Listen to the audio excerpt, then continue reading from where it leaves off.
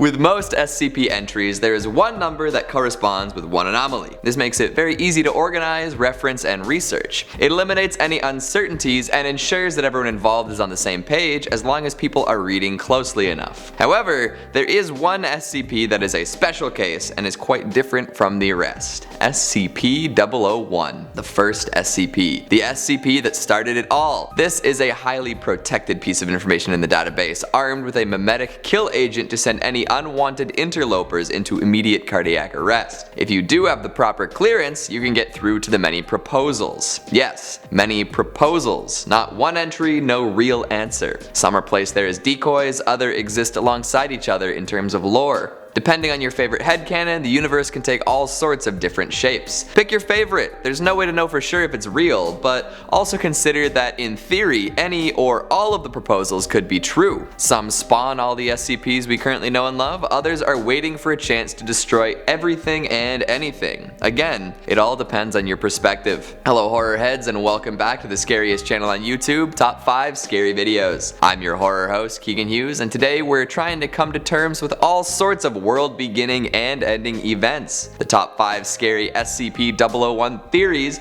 that will haunt you. Before we get started, make sure to give this video a big thumbs up and subscribe for more theoretical things. Perfect, let's begin. Kicking us off at number 5, we have Locke's proposal, When Day Breaks. Unlike most other 001 theories, this one does not put forward a possible way that everything started. No, this is not an origin story, it's a termination story. Yes, we're getting dark first. When day breaks is the end of the world as we know it. Something happens to the sun, which causes all living things touched by its rays to turn into melty, gooey, jelly stuff. They remain alive, but they're altered. It's hard to say exactly what happens considering how fast it all happened. Folks really didn't have the time to analyze the situation and they're no longer at an advantage. The New World Order is here and they want you to join them in waxy, gelatinous glory. Those kids playing with slime predicted this way back when. They were just getting ready for the big shift. Structured as an entry/tale hybrid, it kicks off with a second-person story of you narrowly avoiding something scary and unnameable. Soon you're accessing a file in a decrepit Foundation site, and then you learn that the sun has caused over 6.8 billion casualties in just over 24 hours. If the sun wanted to kill us, it definitely could, no questions asked. Any light in the visual spectrum will liquefy living organisms, turning them into a substance that most consider to be like melting wax. Once totally liquefied, the organisms will try to reconstruct themselves into forms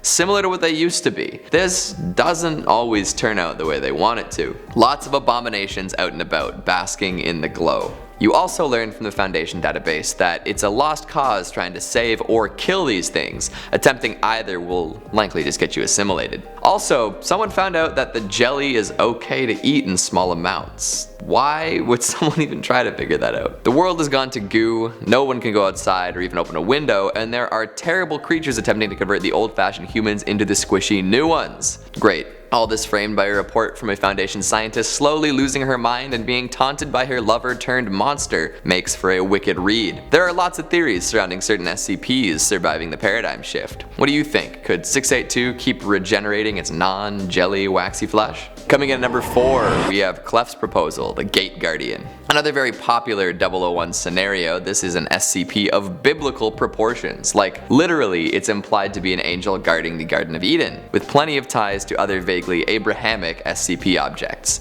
Also connections to Cain and Abel, but we'll get there. This is probably bad news for any of you non-believers out there, but worry not. The Foundation is maintaining good relationships with all sorts of big shots from different faith-based organizations. They're making sure to keep religious symbols and texts on hand too, included in their bug-out bags. This massive sword-wielding energy thing obliterates any and all who get too close, like annihilation at an atomic level. It hangs out at an undisclosed location, looking like it's around 700 cubits tall, sprouting wings from every conceivable part of its body. Any human exposed to it will receive a directive, and this directive cannot be disobeyed. Your brain will just accept it, and if someone else tries to make you act in defiance, you'll both be smoten. It's believed that the Foundation needs to prepare for an XK-class end-of-world scenario related to the Gate Guardian.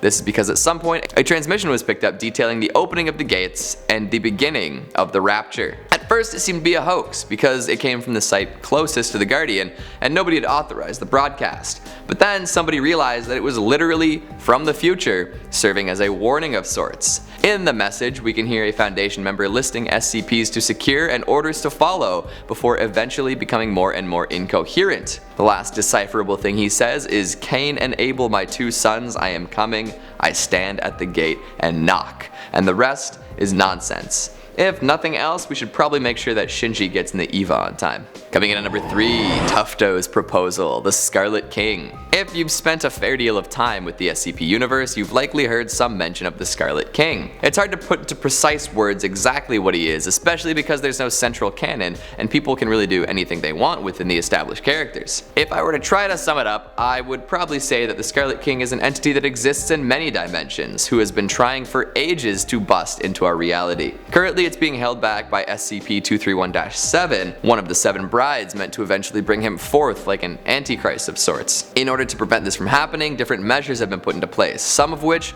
are supposedly very terrifying and inhumane. If the Scarlet King can make it into our reality, it's likely that he'll end all existence within it. So yeah, keep him at bay. Now there are plenty of references to the Crimson Czar all throughout the SCP Wiki, but we're going to focus on the implications of this particular 001 proposal right now. The proposal implies that Dr. Montauk, or have I heard that name before, has recently discovered something that essentially renders this entity safe. Ridiculous, right? This thing could end everything as we know it. Well, apparently if no one messes with anything and keeps living life as they are in the current moment, the Tomato Prince will stay in his unmanifested form. Any interference with 001 could lead to its containment being altered forever, even potentially reverting to Keter. And we don't want Keter. So for now, be happy. We're safe from this world-ending entity. For now, just let Montauk do his job and don't worry about it. Seriously, don't worry about it. Coming in number 2, Bright's proposal, the Factory. Written more like a tale than an entry, this is an 05 coming clean about 001 to a Foundation doctor. Never to be put to paper, the Factory is where it all started. Sometime in the 1800s, a pagan devil worshipper built a factory that could create essentially any product. Weapons, meats, textiles, you name it. However, the products produced here have a darker side. These anomalous properties are the origins of many SCPs. Workers were housed here, living in communal rooms, working 16-hour days, not allowed to leave. The conditions were pretty awful, of course, with no medical help and anyone unable to work being dragged off to an undisclosed location. Eventually, the workers had enough and organized. They took hold of the upper levels and killed the factory owner. And at that point, the only thing left to do was try to clean out and explore the factory. Deeper within the catacombs, there were more dangerous things going on. Extremely dangerous anomalous items, many with properties both wondrous and horrible. Terrible experiments done on humans, items that could flay a man's mind. And of course, the fairies. A humanoid race emerged from deep within the factory, destroying all they came in contact with. At the time, the survivors from the factory could not fight back, they just didn't have the capacity. However, those who escaped the fairies created the Foundation, which then came back later to destroy the entire race. It's the only time they've ever totally wiped something off the map, but it did happen. Now they just feed the empty factory D-class, hoping that it won't give birth to more unthinkable atrocities, but there's no guarantee. And lastly at number 1, SCP-184. This has got to take the number 1 spot because it's a secret 001 proposal. It's hidden within a normal SCP entry, basically confirming that all the other 001s are fake, red herrings, distractions. In this canon anyways, nothing to prove that any of these are the real 001, but still, it's a cool idea. 184 is a ball that expands rooms. Any room that it's placed inside will grow in area without affecting the outside structure. It was discovered by Foundation folks in a decrepit walled holy city. The people there worshipped it, lived in the rooms it created. It was disgusting. After a certain amount of time expanding, the ball will make things out of incorrect materials. Walls could be made of foodstuff, books could be made of glass, that sort of thing. It also produces anomalies, things that don't work right with no explanation why. Are you seeing where we're going with this? The Foundation doesn't want it expanding anything, so it demolishes any building it affects and keeps 184 outside. So what does 184 expand if not kept within a room? It expands the entire universe. It's the reason for the universe expanding. All of the imperfections and anomalies that the Foundation secures exist because of 184 being out in the open. Absolutely fascinating. It has plenty of real world application as well. Like, have you ever been in a room that just doesn't feel right? 184 might have been there. Remember that time your friend acted weird, disappeared for a bit, and returned as if nothing happened? 184. Any unexplainable instance in the whole extended universe can be explained away by 184. And the beauty of it all is 184 itself can't be explained. It's cyclical, self-referencing, yes, but that's what makes it so interesting and mysterious. All hail the world-expanding ball. Beginning the world, ending the world, building the world, there are plenty of potential candidates for the true 001, but we'll never know for sure. What do you think? What's your favorite 001 proposal? Any new theories I should know about? Make sure you let me know down in the comments. Speaking of comments, let's have a look at some of your more reductive ones from top 5 horrifying pictures from history. So many humans, so little common sense says, when I think of creepy old photos, I think of the death photos of family members posing with a dead loved ones. Truly nightmare inducing. Honestly, imagine being a kid and having your dead brother all made up and propped against your shoulder. Ugh. Anyone here read The Wonder? Eggy the Egg says, honorable mentions, any pictures with my face in it. I am just now learning that eggs have faces. Something new every day, right? Salud74 says, you know what Bjorgioizi means, right?